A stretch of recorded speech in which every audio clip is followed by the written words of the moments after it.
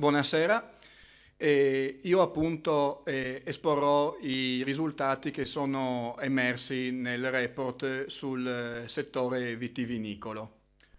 Il report è suddiviso in due parti. Nella prima si parla dei dati, principalmente le variazioni che ci sono state dal 2012 al 2020, in cui si evince ad esempio come ci sia un aumento delle superfici e delle produzioni.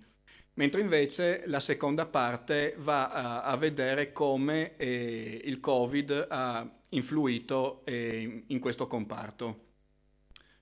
Per quanto riguarda appunto la prima parte sui dati, la prima cosa che possiamo notare è come appunto il comparto sia in espansione, sia in crescita dal 2012 fino al 2020.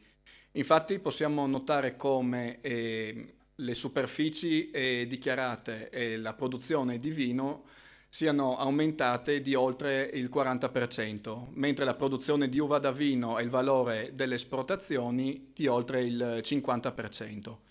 Per quanto riguarda invece l'ultimo anno, quindi la variazione tra 2020 e 2019, notiamo come sia le superfici sia le produzioni sono in aumento. Invece è diminuito il valore delle esportazioni del meno 8,9%. Per quanto riguarda invece le varietà, notiamo come le due più coltivate sono Pinot Grigio e Glera, mentre a livello di variazione nel periodo compreso tra il 2013 e il 2020 è molto interessante notare che le superfici a ribolla gialla sono aumentate di oltre il 400%, per quanto comunque le superfici in valore assoluto sono minori rispetto appunto alle due maggiormente coltivate, che rappresentano il 50% della superficie totale regionale. Guardando invece il 2020, possiamo vedere come oltre il 90% delle superfici a uve è destinata a uve per la produzione di vini con una denominazione. Quindi il 72% sono a uve per vini DOC, mentre il 21% a uve per vini IGT. A livello italiano, invece, la superficie evitata della nostra regione ha rappresentato il 4% appunto rispetto al totale italiano. Ma il dato interessante è che la nostra regione è quella che ha investito la quota maggiore della propria SAU in vigneti, il 13% nello specifico. In questa slide invece espongo un po' meglio l'andamento del commercio estero. Come visto all'inizio c'è stata comunque una crescita che parte dal 2013, una crescita che anche prendendo come riferimento, come fine del periodo di riferimento il 2020, comunque un incremento del valore del 51,5%. Però appunto possiamo notare come c'è stata una flessione nel 2019. Questa flessione ha anche portato a una diminuzione dell'incidenza sul valore esportato rispetto al livello nazionale, in quanto nel 2019 il valore rappresentava il 2% del valore esportato dall'Italia, mentre invece nel 2019 è calato all'1,8%. Però comunque appunto si vede comunque come prima della pandemia le esportazioni fossero in crescita.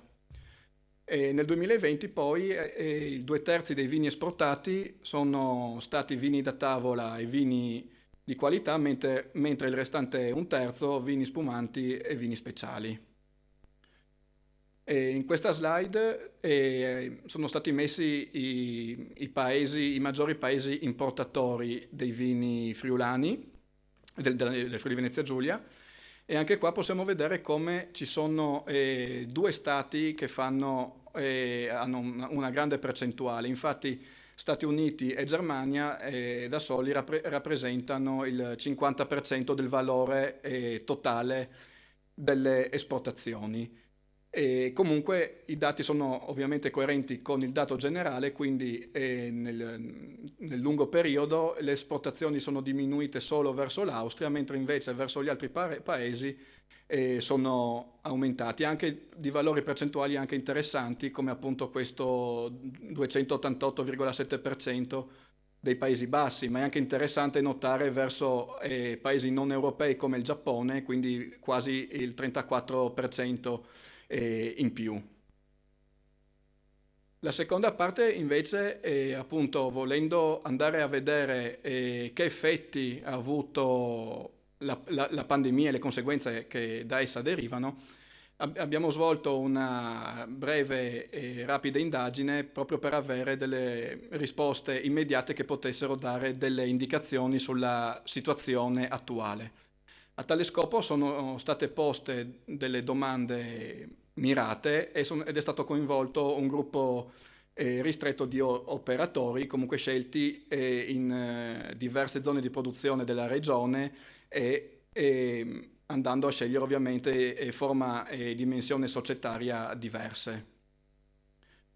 Quello che è emerso è che ovviamente il Covid ha avuto un impatto, ma c'è stata la capacità di adattarsi e di rispondere alla nuova situazione che si è creata.